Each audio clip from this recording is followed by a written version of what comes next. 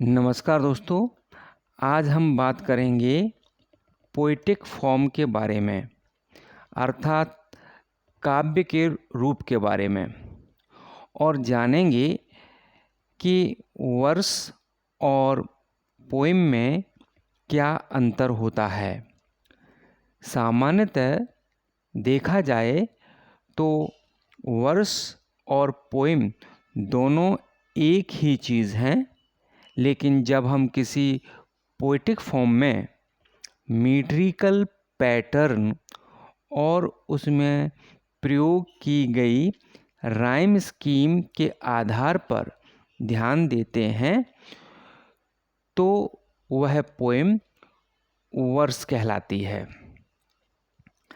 और जब हम किसी पोएटिक फॉर्म में यह देखते हैं कि कोई कविता का जेनर क्या है, अर्थात उसका लिटरेरी टाइप क्या है, जैसे कि वह कविता लिरिक्स है या सोनेट है या ओड है इत्यादि, तब हम उसे पोएम कहते हैं।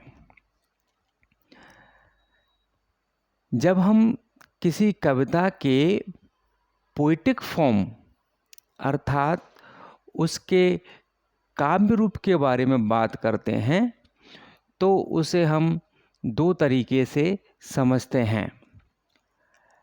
पहला तरीका है वर्सिफिकेशन के आधार पर और दूसरा तरीका है लिटरेरी टाइप के आधार पर।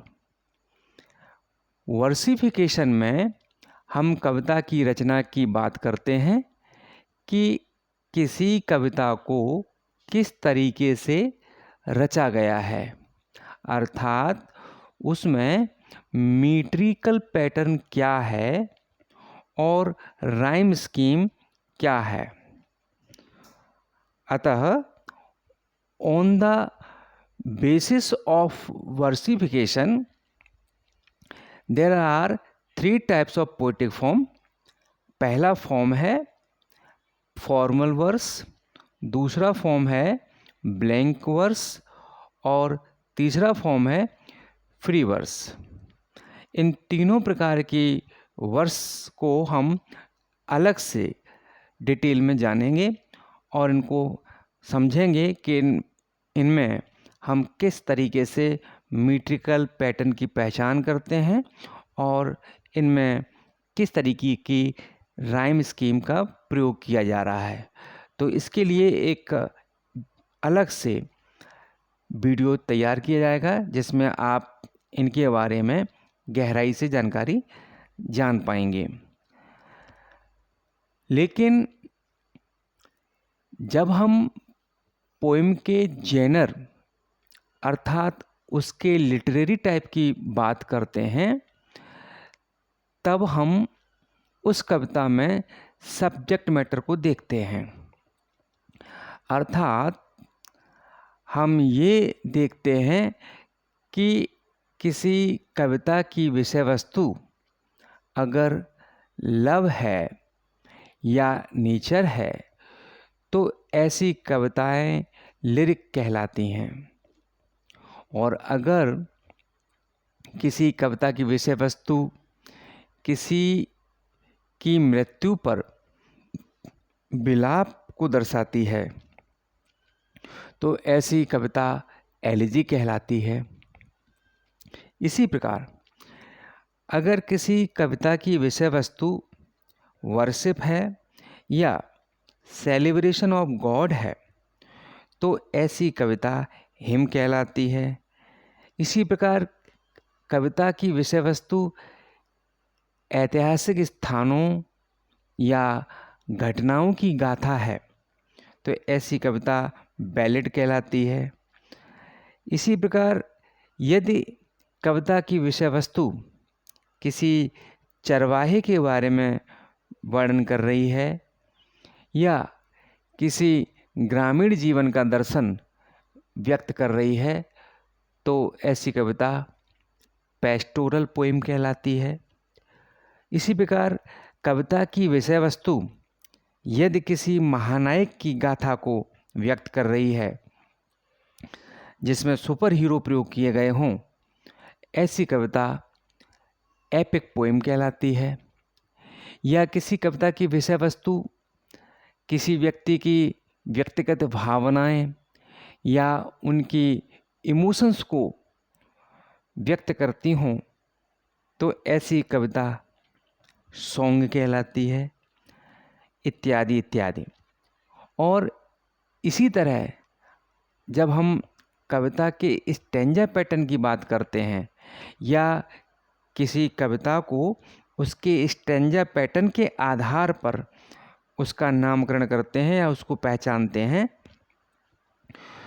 तो वह कविता निम्न प्रकार से पहचानी जा सकती है। जैसे कि अगर कोई कविता 3 लाइन स्टैंजा पैटर्न में लिखी गई है तो वह कविता हाइकू के नाम से जानी जाती है, जो एक जापानी कविता है।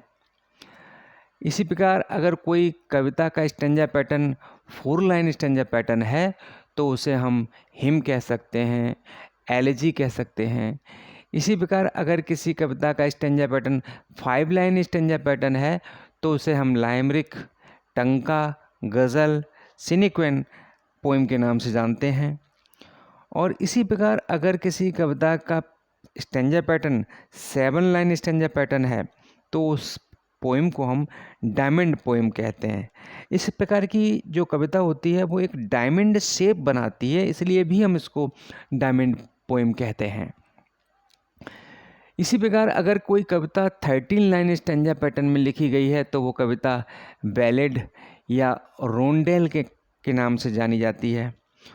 और इसी प्रकार दोस्तों अगर कोई कविता 14 लाइन के स्टैंजा पैटर्न में लिखी गई है तो वह सोनेट कहलाती है।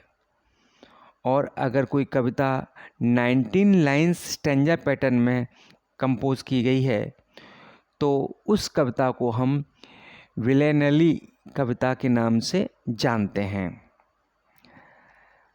और इसी प्रकार अगर कोई कविता 3 स्टैंजा पैटर्न में कंपोज की गई है जिसके क्रमशः 3 भाग होते हैं, जिसके पहले भाग को हम स्ट्रोफी, दूसरे भाग को एंटी स्ट्रोफी और तीसरे भाग को इपोड कहते हैं, तो ऐसी कविता ओड के नाम से जानी जाती है।